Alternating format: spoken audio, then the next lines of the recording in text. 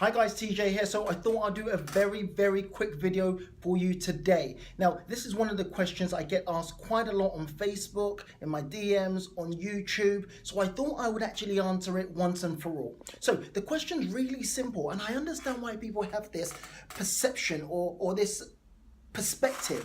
So it's TJ, if service accommodation is so great, then why don't I just buy a bunch of properties and run them as service accommodation? And why are you always banging on about rent to rent service accommodation? Well, number one, because I'm the biggest fan of rent to rent service accommodation, and that's what my income is.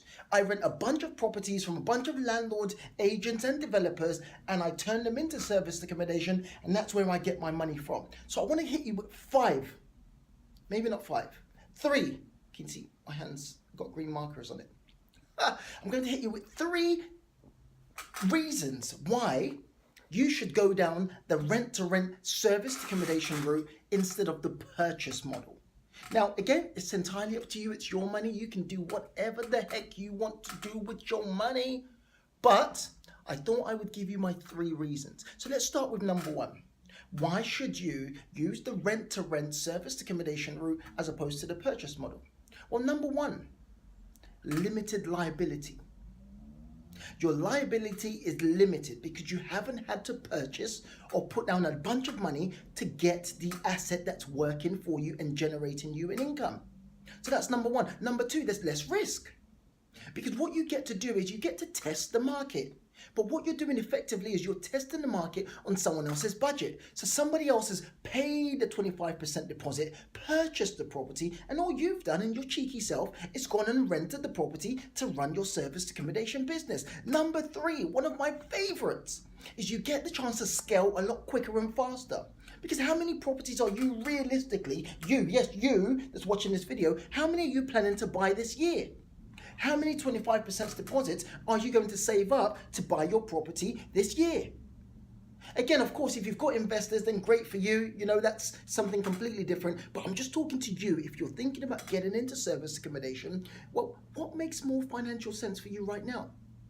Renting a bunch of properties or saving up to buy one property to run the business? In fact, you know what? Let me give you a very simple diagram. Now, I hope you can see this. Now, ignore my writing. My writing's not the best in the world, but I'm just going to show you this for simplicity's sake. So let's say you're based in London, for example.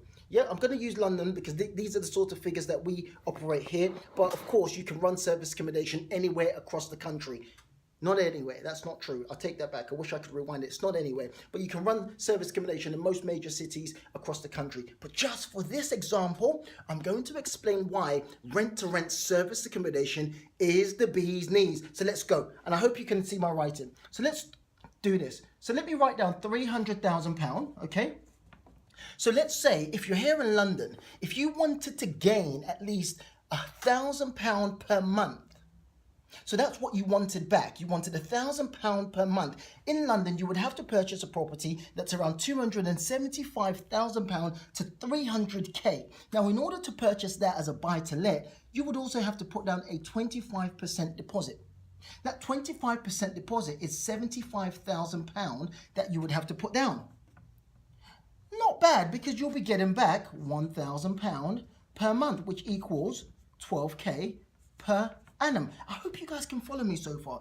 £300,000 will get you a property that would derive around £1,000 per month, which is £12,000 per year, but you would have to put down a 25% deposit, which means that equals £75,000. Just for illustration purposes, let's imagine you took that same 75k, okay? Now, that same 75k got you 12 properties. I hope you can see that so far. So follow me on this. That same 75k that you would have used to purchase one property that gave you 1k per month, that gave you 12k per year, you took that same 75k and you got 12 properties. Let's say on average it cost around 6k to rent a property. Of course, you can do it for cheaper, you can do it a bit more. It depends on your negotiation, it depends on the location. I have a client in Birmingham that started their entire service accommodation business with just £875. I have some clients in London that have paid £10,000 £1,000. I have some clients in London that have also paid 1,500. But again, this is just for illustration. So we're going on the basis that it's 1 month rent, 1 month deposit. You need to furnish the property. But again, this is just for illustration. I want to show you why rent-to-rent service accommodation is the bomb. So let's go. 75k gives you 12 properties. It's cost around £6,000 per property to start. Okay? But you're making